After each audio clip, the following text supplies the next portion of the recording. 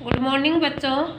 GDM BB secondary school के YouTube channel पे आपका स्वागत है। आई होप आप अच्छे होंगे।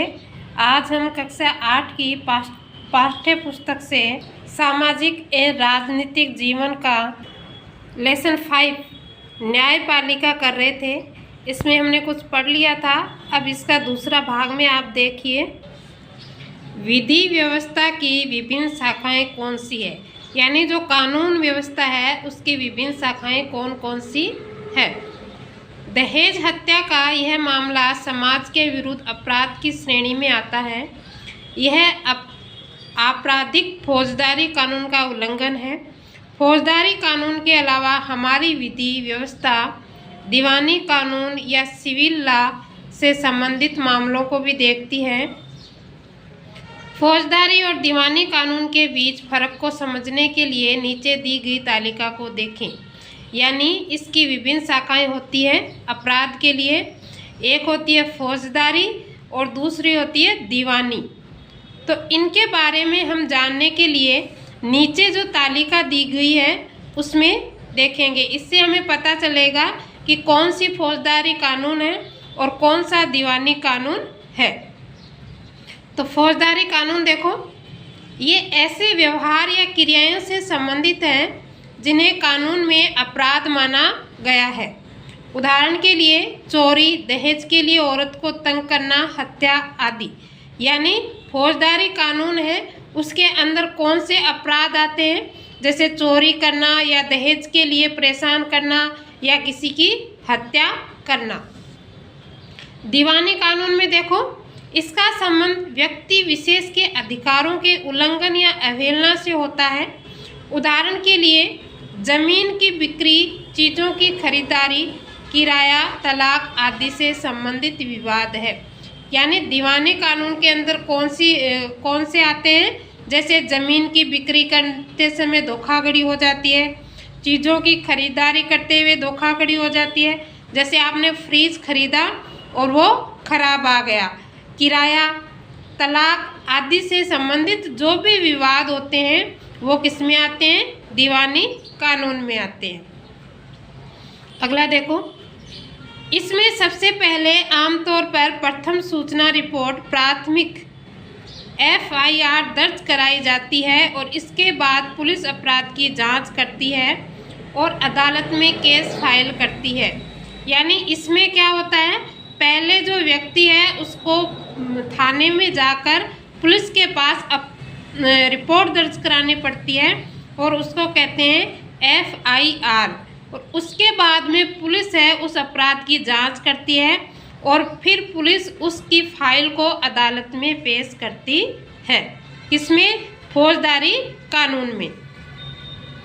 अब देखो, प्रभावित पक्ष की ओर से न्यायालय में एक याचिका दायर की जाती है। अगर मामला किराए से संबंधित है तो मकान मालिक या किराएदार मुकदमा दायर कर सकता है। इसके अलावा देखो, जो दीवानी कानून है उसमें क्या होगा कि जो न्यायालय है उसमें डायरेक्ट उसकी क्या होगी, याचिका दायर होगी और इस मामले में किराए से संबंधित जो मकान मालिक या किराएदार है उस पर सीधा क्या होगा, मुकदमा दायर होगा। अगर व्यक्ति दोषी पाया जाता है तो उसे जेल भेजा जा सकता है और उस पर जुर्माना भी किया जा सकता है। यानी अगर व्यक्ति दोषी पाया जाता है तो उसको जेल में भेज दिया जाता है और उस पर क्या लगाया जा सकता है, जुर्माना भी लगाया जा सकता है। ये किस में आएगा, फौजदारी कानून में। अदालत राहत की व्यवस्था करती है। उदाहरण के लिए अगर मकान मालिक और किराएदार के बीच विवाद है तो अदालत यह आदेश दे सकती है कि किराएदार मकान को खाली करे और बकाया किराया चुकाए। और इसमें क्या होता है, दीवानी कानून के अंदर अगर मकान मालिक और किराएदार के बीच में अगर विवाद होता है तो वो अदालत में पेश करता है और अदालत उसको आदेश देती है कि किराएदार मकान को खाली करें और जो बकाया किराया है वो उसको चुकाएं। देखो, क्या हर व्यक्ति अदालत की शरण में जा सकता है। सिद्धांत है, भारत के सभी नागरिक देश के न्यायालयों की शरण में जा सकते हैं। इसका अर्थ यह है कि प्रत्येक नागरिक को अदालत के माध्यम से न्याय मांगने का अधिकार है। जैसा कि आपने पीछे पढ़ा है, न्यायालय हमारे मौलिक अधिकारों की रक्षा में बहुत महत्वपूर्ण भूमिका निभाते हैं। अगर किसी नागरिक को ऐसा लगता है कि उसके मौलिक अधिकारों का उल्लंघन हो रहा है तो न्याय के लिए अदालत में जा सकता है। देखो, अदालत की शरण में हम क्या जा सकते हैं? हाँ, अगर हमें ऐसा लगता है कि हमारे जो मौलिक अधिकार है उनका हनन हो रहा है तो हम क्या करेंगे? अदालत में जा सकते हैं। अगर किसी नागरिक को ऐसा लगता है, क्या लगता है कि उसके मौलिक अधिकार का उल्लंघन हो रहा है तो वह न्यायालय के लिए अदालत में जा सकता है। अदालत की सेवाएं सभी के लिए उपलब्ध है, लेकिन वास्तव में गरीबों के लिए अदालत में जाना काफ़ी मुश्किल साबित होता है। हाँ, हम अदालत में जा सकते हैं अगर हमारे मौलिक अधिकारों का उल्लंघन होता है तो, लेकिन क्या वास्तव में जो गरीब हैं वो अदालत में जाना काफ़ी मुश्किल साबित होता है? हाँ, ये भी सत्य है कि जो गरीब लोग हैं वो अदालत में नहीं जा सकते, उनके लिए बहुत बड़ी मुश्किल साबित होती है। कानूनी प्रक्रिया में न केवल काफ़ी पैसा और कागजी कार्रवाइयों की ज़रूरत पड़ती है, बल्कि उसमें समय भी बहुत लगता है। देखो, जो कागजी कार्रवाई होती है, गरीब व्यक्ति क्यों नहीं जा सकता अदालत? क्योंकि इसमें काफ़ी पैसा लगता है। जो कागजी कार्रवाई होती है उसमें बहुत ज़्यादा पैसा खर्च करना पड़ता है और बहुत समय भी लगता है, इसलिए गरीब व्यक्ति वहाँ तक नहीं जा सकता। अगर कोई गरीब आदमी पढ़ना लिखना नहीं जानता और उसका पूरा परिवार दिहाड़ी मजदूरी से चलता है तो अदालत में जाने और इंसाफ पाने की उम्मीद इसके लिए बहुत मुश्किल होती है। यानी अगर कोई व्यक्ति गरीब है और ऊपर से अगर पढ़ा लिखा नहीं है तो उसका पूरा परिवार दिहाड़ी पे या मजदूरी से चलता है तो अदालत में जाने और इंसाफ पाने की उम्मीद उसके लिए क्या हो जाती है? मुश्किल हो जाती है। क्यों हो जाती है? क्योंकि अदालत कार्रवाई में पैसे अधिक लगते हैं और समय भी ज़्यादा लगता है।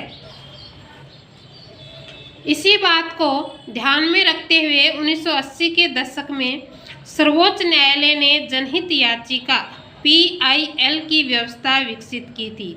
यानी गरीबों को ध्यान में रखते हुए 1980 में एक सर्वोच्च न्यायालय ने एक व्यवस्था की थी। किसके लिए? गरीब लोगों के लिए। और उसको क्या कहते हैं? PIL। इस तरह सर्वोच्च न्यायालय ने न्याय तक ज़्यादा से ज़्यादा लोगों की पहुंच स्थापित करने के लिए प्रयास किया है। न्यायालय ने किसी भी व्यक्ति या संस्था को ऐसे लोगों की ओर से जनहित याचिका दायर करने का अधिकार दिया है जिनके अधिकारों का उल्लंघन हो रहा है। जो PIL बनाई गई है उसके द्वारा न्यायालय ने व्यक्ति और ऐसे लोगों की जनहित में याचिका दायर करने का अधिकार दिया और इन अधिकारों का उल्लंघन हो रहा है, यह न्यायालय सर्वोच्च न्यायालय में भी दायर की जा सकती है। न्यायालय ने कानूनी प्रक्रिया को बेहद सरल बना दिया। अब सर्वोच्च न्यायालय या उच्च न्यायालय के नाम भेजे गए पत्र या तार को भी जनहित याचिका माना जा सकता है। शुरुआती सालों में जनहित याचिका के माध्यम से बहुत सारे मुद्दों पर लोगों को न्याय दिलाया गया था।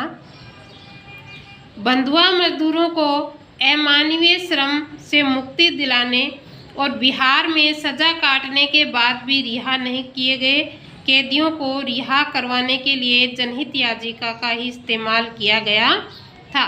यानी जो न्यायालय था उसने कानूनी प्रक्रिया को सरल बना दिया और जो सर्वोच्च न्यायालय था उसने उच्च न्यायालय से जो प्रपत्र भेजे जाते थे उनकी याचिका माना जा सकता था और जनहित में उसको जारी किया जा सकता था।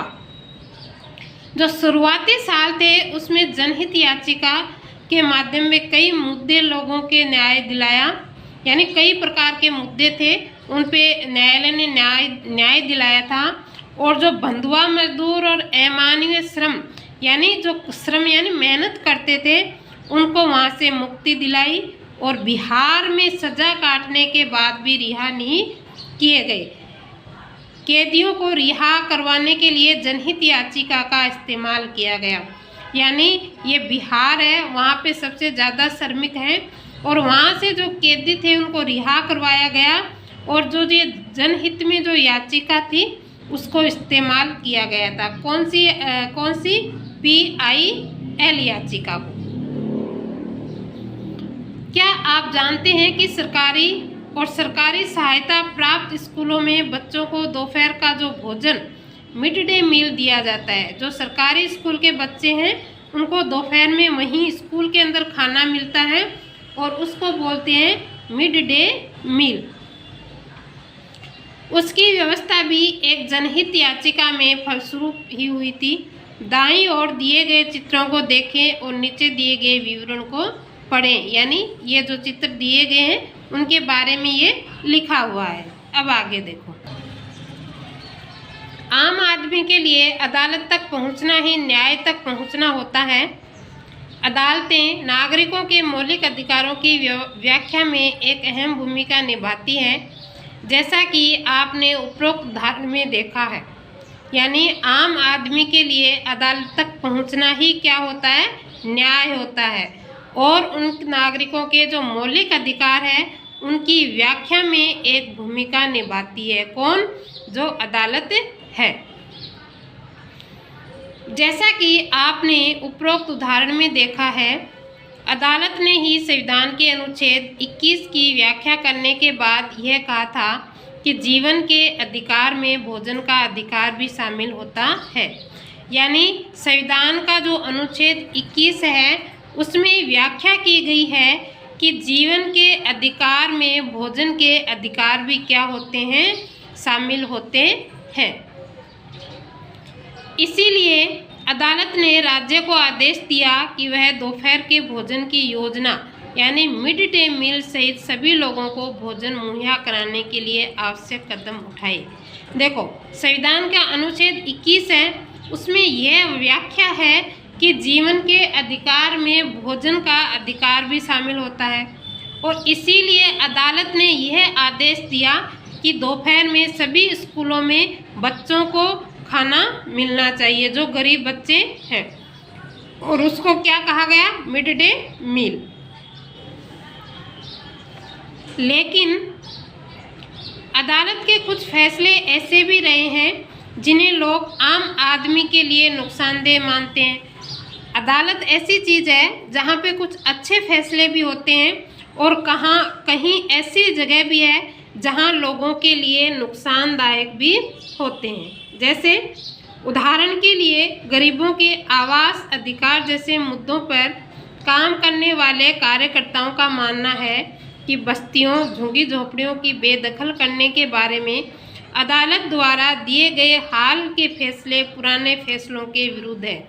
अच्छा, इसमें देखो एग्जाम्पल यानी उदाहरण दिया हुआ है कि गरीबों के जो आवास स्थान है, जो रहने के स्थान है, बस्तियां हैं, जो झुग्गी झोपड़ियां हैं, उनको अदालत ने क्या आदेश दिया है कि उनको बेदखल वहाँ से कर दिया जाए। हाल के फैसलों में झुग्गी वासियों को शहर में घुसपैठियों की तरह देखा जा रहा है। क्यों बेदखल कर दिया जाए? क्योंकि अदालत यह मानती है कि जो झुग्गी झोपड़ियों में जो लोग रहते हैं वो शहर में घुसपैठिए की तरह देखे जा रहे हैं, कि वो वहाँ पे कब्जा कर रहे हैं ज़मीन के ऊपर। इसलिए अब आगे देखो, जबकि पहले वाले फैसलों जैसे 1985 में ओल्गा टेलिस बनाम बम्बई नगर निगम के मुकदमे में दिया गया फैसला में झुग्गी वासियों की आजीविका बचाने का प्रयास किया जा रहा था। यानी एक फैसला पहले आया था 1985 के अंदर, और वो किसका था? ओल्गा टेलिस का था, और बम्बई में के नगर निगम में ये मुकदमे का फैसला था। और इसमें क्या कहा गया था कि जो झुग्गी वासी है, झोपड़ी वासी हैं, उनकी आजीविका बचाने के लिए उनको झुग्गी झोपड़ियों में रहने दिया जाए। अब देखो, ये ओल्गा टेलिस बनाम बम्बई नगर निगम जो मुकदमा है उसके बारे में देखो आप लोग, ये दिया हुआ है, देखो यहाँ पे। ओल्गा टेलिस बनाम बम्बई नगर निगम के मुकदमों में न्यायालय ने एक महत्वपूर्ण फैसला दिया। इस फैसले में अदालत ने आजीविका के अधिकार को जीवन के अधिकार का हिस्सा बताया। यानी जो अदालत थी उसने क्या कहा कि जो अदालत है वो जो आजीविका का अधिकार है उसका जीवन के अधिकार का हिस्सा बताया है। नीचे इस फैसले के कुछ अंश दिए गए हैं। इन्हें पढ़ने पर पता चलता है कि न्यायाधीशों ने जीवन के अधिकार को आजीविका के अधिकार से किस तरह जोड़कर देखा। अनुच्छेद 21 द्वारा दिए गए जीवन के अधिकार का दायरा बहुत व्यापक है। जीवन का मतलब केवल जैविक अस्तित्व में बनाए रखने से कहीं ज़्यादा होता है। इसका मतलब केवल यह नहीं है कि कानून के द्वारा तय की गई प्रक्रिया जैसे मृत्युदंड देने और उसे लागू करने के अलावा और किसी तरीके से किसी की जान नहीं ली जा सकती। जीवन के अधिकार का यह एक आयाम है।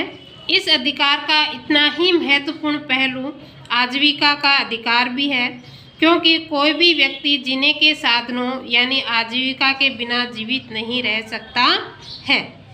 किसी व्यक्ति को पटरी या झुग्गी बस्ती से उजाड़ देने पर उसकी आजीविका के साधन फौरन नष्ट हो जाते हैं।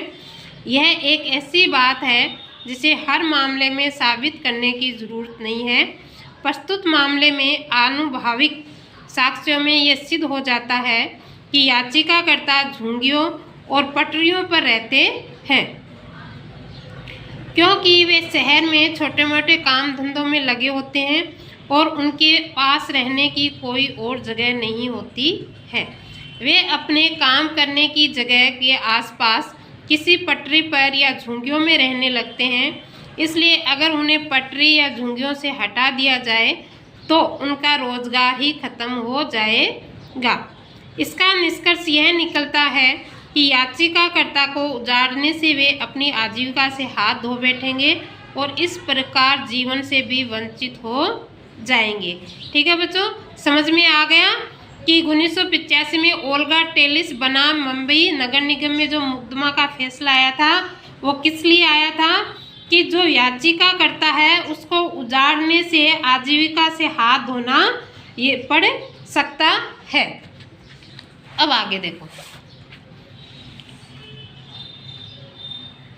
न्याय तक आम लोगों की पहुंच को प्रभावित करने वाला एक मुद्दा यह है कि मुकदमे की सुनवाई में अदालतें कई साल लगा देती है। ये सत्य है कि जो अदालतें हैं वो न्याय करने में बहुत वर्ष लगा देती है, मतलब बहुत साल लगा देती है। इसी देरी को ध्यान में रखते हुए अक्सर यह कहा जाता है कि इंसाफ में देरी यानी इंसाफ का कत्ल है। इसके बावजूद इस बात से इनकार नहीं किया जा सकता कि लोकतांत्रिक भारत में न्यायपालिका ने एक महत्वपूर्ण भूमिका निभाई है। न्यायपालिका ने कार्यपालिका और विधायिका की शक्तियों पर अंकुश लगाया है और नागरिकों के अधिकारों की सुरक्षा की है। संविधान सभा के सदस्यों ने एक ऐसी न्यायपालिका का बिल्कुल सही सपना देखा था जो पूरी तरह स्वतंत्र हो। यह हमारे लोकतंत्र का एक बुनियादी पहलू है। यानी भारत में न्यायपालिका सबसे महत्वपूर्ण भूमिका निभाई है हमारे भारत में, और न्यायपालिका कार्यपालिका और जो विधायिका है उसकी शक्ति पर क्या लगाती है, अंकुश लगाती है। कौन? न्यायपालिका। किस पे? कार्यपालिका और विधायिका पे। नागरिकों के अधिकारों की सुरक्षा करती है। कौन करती है? न्यायपालिका।